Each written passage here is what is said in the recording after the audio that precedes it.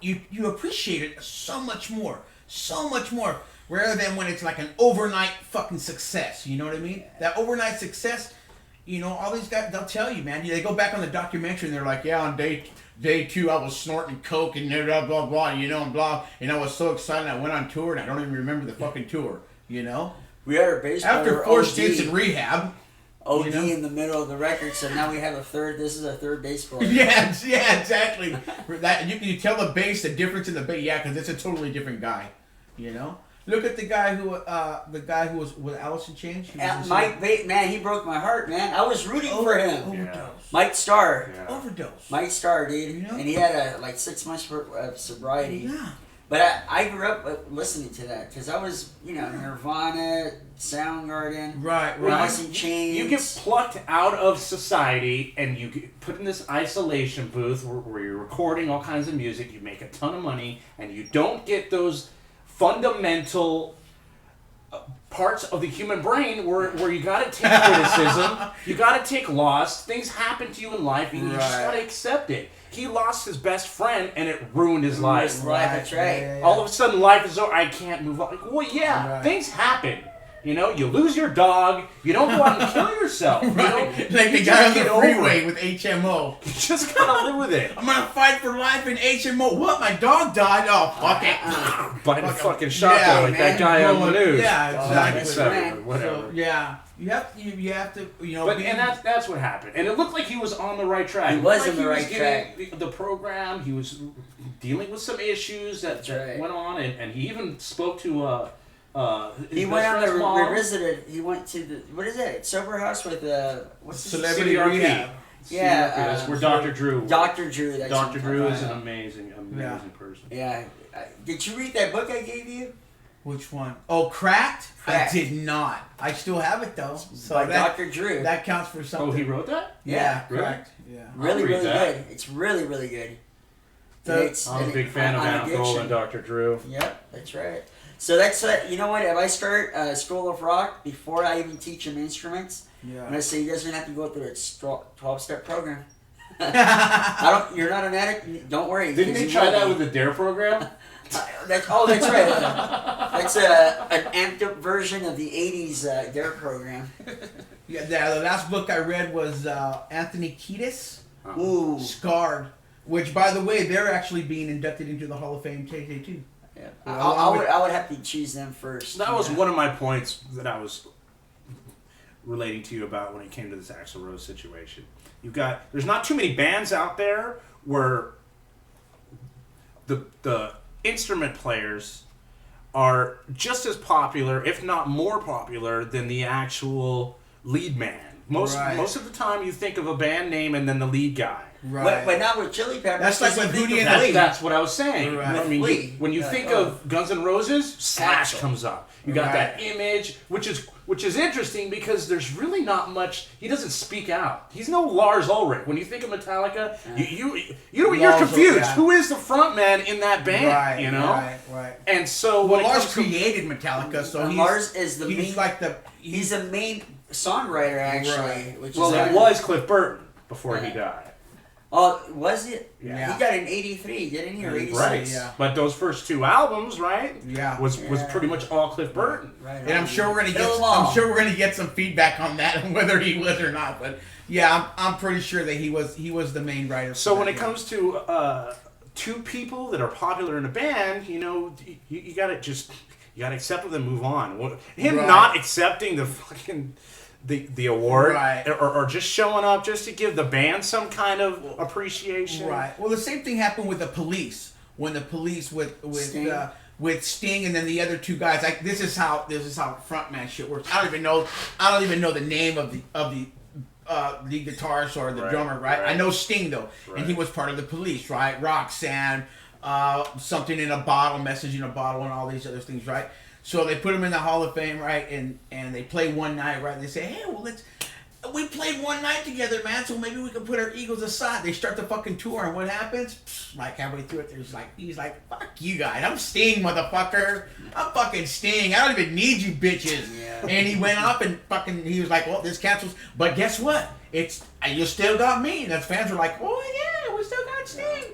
and they went with it. You know what I mean? You gotta have some eagle darts, man. Yeah. Every time they start, inflating them, boom, pop them back up again. Exactly. You know, it's all about the music. It was about the music, and it eventually ends up in. And Lars Ulrich drama. says that in Some Kind of Monster, the documentary, or is it Some Kind of Monster? Yeah, where they were recording Saint Anger right in the transition of when Jason Newsted had left the band, and the new guy came in. Yeah. And he even said, because James Hetfield was like, well, he had already went to rehab and he came back and he was like, at 4 o'clock I have to leave. That was the agreement. But you guys want to talk about the song while I'm not here, and it's like I'm not being part of the process. And Lars is like, dude, whatever happened to the fucking days when we could just play, man? Now you're telling me I can't even listen to my own fucking music?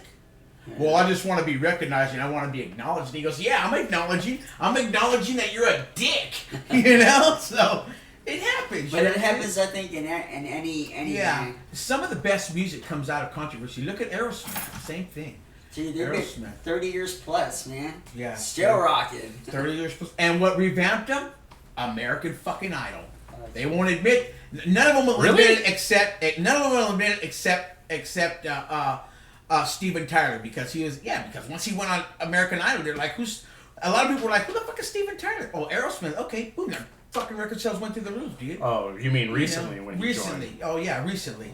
But they're for a couple I albums. like Aerosmith, man. Oh, I love them, dude. I love them. You don't like them? No, I love them. Oh, they're great. They're one of the few bands that stay true to their all sound. All-American rock band, man. Right. They have how many musicians? Like 42. They rock, man. They have a lot, man. They have a lot. Dude, I heard a story about Steven Tyler. I think he married like a 16-year-old girl or 15-year-old girl that he met on tour. He actually went to the parents' house. And they got permission from the parents to marry this girl. Really? Oh yeah. I might have the details wrong, but I'm pretty sure was that in Illinois, Arkansas? What is this? We'll be back in 2 years. I shouldn't. for him to break down and go, okay, I'll marry this girl. Right. She might have been some. She must have. Yeah. Hey, she looked 21. She looked 21, I swear. It wasn't until after I signed the paper. Parents, though, looking for a paycheck, just, I know. When I told you that whole nurse thing, you better stick with that girl. You better stick with that girl. It happens, man. Look at Jerry Lee Lewis when he married. Oh, yeah, 13-year-old with 13-year-old girl, yeah. He went to. But ever since then, though, his career kind of took a hit for that. Well, yeah, of course. He went from mainstream to playing bars, and then eventually. Even though we don't like to admit it, when someone does something wrong or something bad in real life, it affects what they're doing. Maybe not what they're doing per se to the music, but when they put it out to the people, it's like we were talking about that earlier, The Beaver, with Mel Gibson, and it was like. But it was completely different, off the wall, and it was a good movie, but it didn't get what it was deserved. Definitely because he's an anti-Semite, or whatever, and I'm putting my fingers in quotes when I say that, because that's what everybody he's but it was but he talks about the Jews or some shit, right? Or I don't know, but because of that simple little act. If you're an anti-Semite and you're against Jews. Does that mean, like, I'm pro-Jew, so I'm a Semite? I don't fucking know. Are you a Semite? Chris, are you a Semite? I don't know, but I'm a Semite. When he said you have to go on Craigslist to him. I would put it to the oxymoron category. Yeah, there you go. I don't know. I would just put him under the fucking moron category, When you have fame like that, when you have fame that big, and again, it comes back to the alcohol. He's just... And women. Stupid.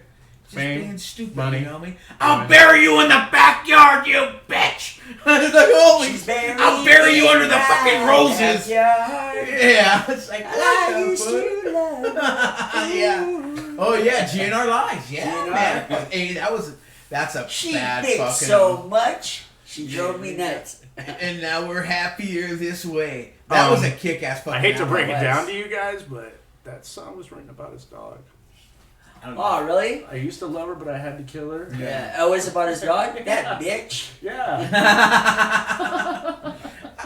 I like the metaphor. The metaphor works though. But yeah, exactly. Can you imagine though when it just You know how many people are going to hear that when they hear that right now that you said they're going to be like, really?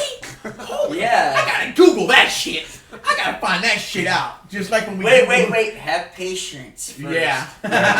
Oh, like the nice segue. like the what is it? 2593 or 2514 on the Heaven and Hell. 2541. 2541 on the Heaven and Hell album. It's a reference to. It's a reference to the Bible. That's all I can say. A Bible verse. I don't remember the whole thing. Matthew 20 verse 14. And it's about 41. 2541. All right. 20. What else? Oh yeah, it sounds like it might be in the book of Matthew. That's exactly what it is. And it talks about people being left off to the side of him, where the people to the right of him were gonna be cast to hell. And apparently, the members of Heaven and Hell at the time, which were Tony Iommi, Ronnie James Dio, Geezer Butler, and some new fucker. Apparently, they felt that they were to the right of them, so they were cast to hell. I guess. Really? So, but in the book of Matthew, since we're in the book of Matthew, it says that you got to pray for your enemies as well. So I couldn't tell you. So okay. Anyway. What else is in the news today, Marty? Yeah. You know what? We have a few things. There was a man who tried to rob 3 banks with a plunger. It's very innovative. out of Ukiah, New York. I've never even heard of Ukiah, New York, but apparently their abundance with plungers is okay, I imagine. So I'll plunger your face, man. Yeah. Give me all the money. It works in the cartoons. I know. You think of like Bugs Bunny or something. They're supposed to stand though. If you're to come up to me with a plunger, I'm not going near you, man. Right. The business end of a plunger Right. is as scary as fucking leprosy. I've seen those what is it, world's dumbest criminals, Yeah. and they have them on video, and the dude walks in with a fucking spear, and he's like, give me the money, and the dude's like, am I being punked, man? Am I being punked, man? The fuck out of here. What's the matter with you, man? What was the other thing? Oh, the lady who was found with, she was a 73-year-old grandmother, and apparently she was found with... That's all the details you had on the plunger story? Yeah, that's it. Real simple. I want to know if he got the money or not. Man, I want to Google that. I want more details on that guy. All right. There was a lady in Craig County, Oklahoma. She was arrested with the $270,000 and 4 pounds of marijuana. Apparently, she was arrested for trafficking and responsible for 40% of the marijuana trade in Grand Lakes Arena. Wow. They're going to call her the godmother. Yeah. Of marijuana. And Wes had said this earlier, $270,000 is not a lot of money. But for Craig County, Oklahoma... Yeah, well, you got to think of Oklahoma as kind of small. Yeah, that's real. And you see a lot of these documentaries where that's where they're cultivating everything there. Yeah. They're cultivating everything there. So anyway, the other thing I had here, which for me was kind of funny, is the 8 weirdest things women have put in their vaginas. Ooh, we gotta stay away from the refrigerator. So I have at number 8, I have a crack pipe. Number 7, a credit card. Number 6, a cell phone. 5, a knife. 4, you're gonna love this one. Number 4, a poster of Donny Osmond. That's what it says. You see what drugs do to you, boy? Once again, 12-step program. How in the fuck can you stick a poster in your fucking... I don't get it, man. I don't fuck... Anyway, number 3, a prosthetic eye. Wow. I wanted to get a closer look at what I was doing. I wanted to know what I was doing. Number 2, this one is kind of okay. Hey, do you think he was giving somebody the stink eye? Yeah. That's how you Let got me get pink eye. Wait. Pink eye? That's how you I got can't pink stand that smell, but let me get a closer look at that shit. Let me put... Man. Okay. Yikes. Number 2, heroin and so much more. A Pennsylvania